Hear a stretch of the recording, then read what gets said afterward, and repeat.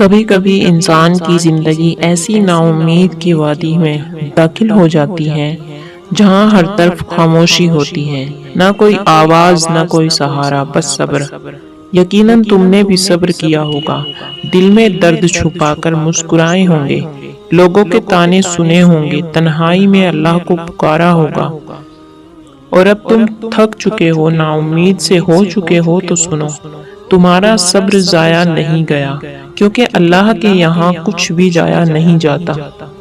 اگر تم آج بھی آزمائش میں ہو تو بس صبر تھوڑا اور، کیونکہ رب کا وعدہ ہے میں صبر کرنے والوں کے ساتھ ہوں۔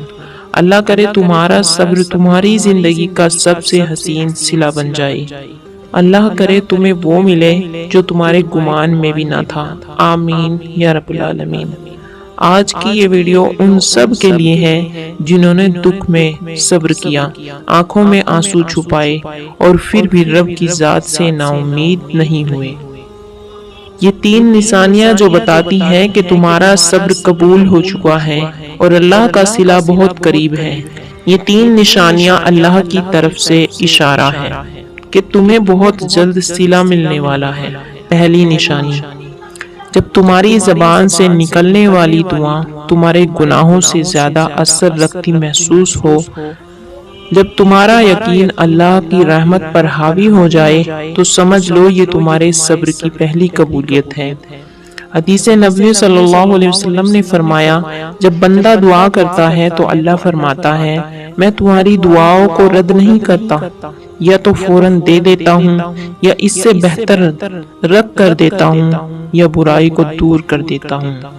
دوسری نشانی، جب تمہارا دل دنیا کی شکایت چھوڑ کر رب کی رضا میں سکون محسوس کرے، جب تمہارا دل یہ کہنے لگے جو اللہ نے دیا بہتر دیا اور جو نہ دیا وہ بھی بہتر تھا، تو یہ اس بندے کی نشانی ہے جسے رب نے اپنے قریب کر لیا ہے۔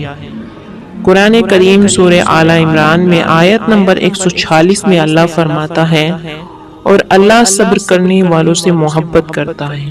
جانتے ہو رب کی محبت کا صلہ دنیا نہیں بلکہ جنت ہوتا ہے۔ تیسری نشانی، جب تم تنہائی میں ہو کر بھی تنہا نہ لگو، جب تمہارے دل میں یہ آواز آئے یا اللہ بس تو کافی ہے، تو جان لو تمہارے صبر نے تمہیں رب کے قریب کر دیا ہے۔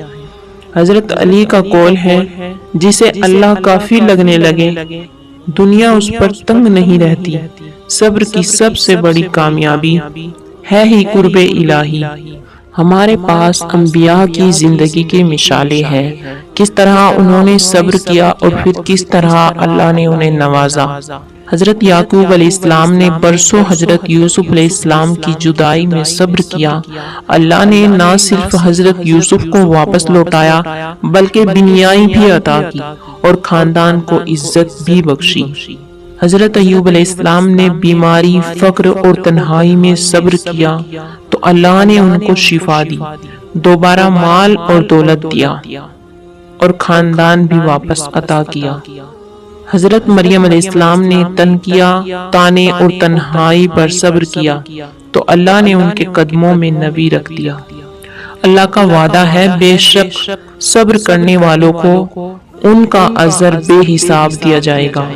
جب رب کہہ دے بغیر حساب تو تم اندازہ بھی نہیں لگا سکتے کہ کتنا کچھ ملنے والا ہے۔ اگر آپ کو یہ ویڈیو اچھی لگی ہو تو گزارش کرتی ہوں اس ویڈیو کو ان لوگوں کے ساتھ ضرور شیئر کریں جن کے دل ٹوٹ چکے ہیں، تاکہ انہیں رب کی رحمت کی خوشبو محسوس ہو۔